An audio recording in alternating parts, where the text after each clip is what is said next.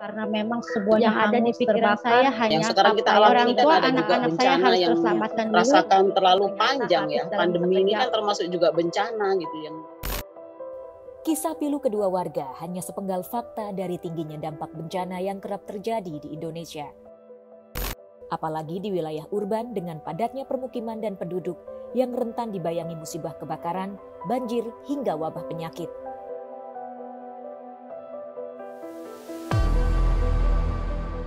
Di luar kasus kematian yang ikut menyertai, masyarakat terdampak bencana pun kesulitan membangkitkan kembali kehidupan dan perekonomian mereka, terutama bagi kelompok menengah ke bawah.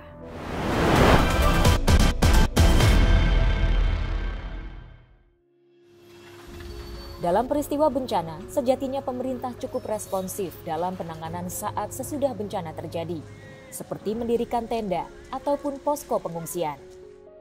Sebagaimana yang tertuang dalam Undang-Undang Nomor 24 Tahun 2007, bahwa pemerintah pusat dan daerah menjadi penanggung jawab dalam penyelenggaraan penanggulangan bencana.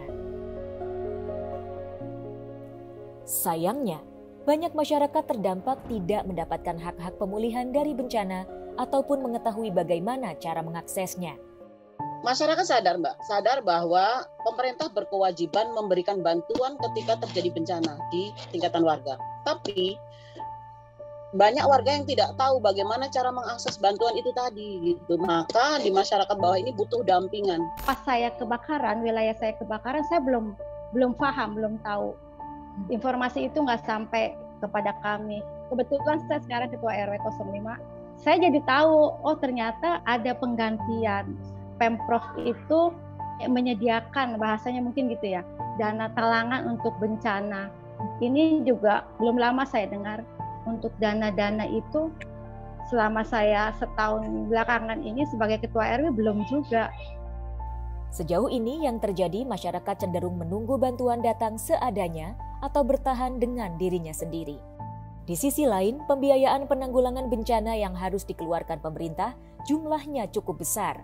Di wilayah rawan bencana seperti Indonesia, besaran nominalnya bisa menggerus keuangan negara hingga mencapai 22,8 triliun rupiah per tahun. Kita harus sadari bahwa anggaran pemerintah itu terbatas.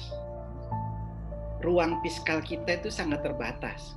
Kita punya average contingency reserve per year-nya itu misal dana cadangan untuk penanggulangan bencana itu hanya 3,1 triliun. Artinya kita ada gap pembiayaan sekitar 78% atau sekitar 19,75 triliun yang harus dicari. Karena dana penanggulangannya kan cuma 3,1. Dan kita bisa lihat setiap ada bencana pasti tarik sana tarik sini. Karena gap pembiayaan yang lebar inilah, pemerintah pun harus merelokasi anggaran dari pos-pos lainnya yang berdampak pada tertundanya pemenuhan kewajiban terhadap korban bencana hingga program-program pemerintah lainnya. Maka, sejak 2018 pemerintah telah menyusun strategi pembiayaan asuransi dan risiko bencana untuk mempersempit risiko fiskal ini. Nah, ini mungkin lebih banyak ke sifatnya yang responsif reaktif. Nah, approach itu yang kita rubah. Makanya waktu itu 2018 kita munculkan yang disebut tadi DRFI, Disaster Risk Financing and Insurance. Ada alokasi dari APBN garis miring APBD. Oke, itu satu sumber utamanya. Kedua, ada yang disebut namanya dana kontingensi atau dana cadangan. Nah, kemudian baru kita bicara tentang pooling fund. Nanti khusus kita bicara pooling fund ya. Kemudian kita juga ada support dari dunia internasional, contohnya dari multilateral, ada namanya standby loan. Jadi pinjaman bisa ditarik ketika terjadi bencana. Itu sifatnya risiko-risiko yang diabsorb oleh pemerintah. Nah, sebenarnya kita juga bicara tentang risikonya itu yang istilahnya namanya risk transfer. Jadi risiko itu ditransfer. Caranya gimana? Contoh paling gampang kita bicara tentang asuransi.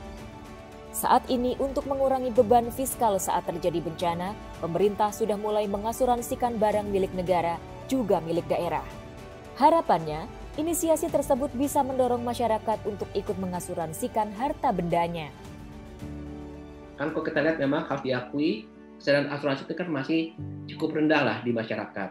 Saat ini ya belum ada kebijakan di mana pemerintah mengharuskan untuk membeli asuransi. Kami masih terus mendorong kesadaran itu datang voluntary dari masyarakat. Namun, untuk ikut dalam asuransi, masyarakat dihadapkan dengan berbagai persoalan ekonomi yang juga menjadi pekerjaan rumah tambahan lainnya untuk pemerintah. Saya pernah tanya waktu itu dari Bank BRI atau apa, Bu, itu rumahnya bisa dimasukkan asuransi gitu. Pada saat itu memang pasca kebakaran dan saya bilang, Bu masuk asuransi aja. Tapi kan ternyata tidak bisa karena kan wilayah kami ini HPL. Kalau secara individu saya sendiri, saya pasti mau Pak. Karena saya untuk asuransi itu sedikit banyaknya saya paham. Untuk warga memang perlu edukasi lanjutan. Saya kira kalau memang itu sudah menjadi program pemerintah Pak Agung, mau saja Pak warganya. Yang penting gini, sistemnya kayak BPJS aja. Jadi sistem subsidi silang. Yang mampu membantu yang tidak mampu. Kalau yang tidak mampu, malah berat Pak, boro-boro bayar asuransi gitu. Yang penting kan pemahamannya dulu Mbak. Bukan besaran berapa yang harus mereka keluarkan. Kalau mereka tahu bahwa ada manfaatnya, saya kira maulah. Makanya ketika tadi kita mau membangun sistem itu, ya kita nggak mengenakan misalnya di kayak kita baiknya model kayak BPJS itu. Jadi nggak mengenakan tarif yang sama, atau kalau untuk menengah bawah ya perlu digratiskan juga nggak apa-apa. Yang kedua juga masalah di pengelolaan asuransinya sendiri. Kita tahu misalnya ada banyak kasus pengelolaan asuransi yang membuat kepercayaan masyarakat terhadap asuransi itu jadi rendah juga. Dan perlu diingat lagi bahwa masalah penanggulangan bencana ini bukan asuransi aja gitu. Asuransi hanya salah satu untuk pembiayaan ini. Ada banyak mekanisme lain yang bisa kita lakukan untuk penanggulangan bencana, baik di sisi preparedness-nya ataupun ketika terjadi bencana. Tentu kita tidak ingin negara dan juga masyarakat mengalami kerugian besar akibat bencana. Maka, integrasi dan keterlibatan semua pihak memang diperlukan. Mulai dari tanggung jawab pemerintah untuk merumuskan kebijakan kebencanaan agar semakin akomodatif, juga tanggung jawab masyarakat dan lembaga usaha untuk proaktif menjalankan kebijakan yang dirumuskan.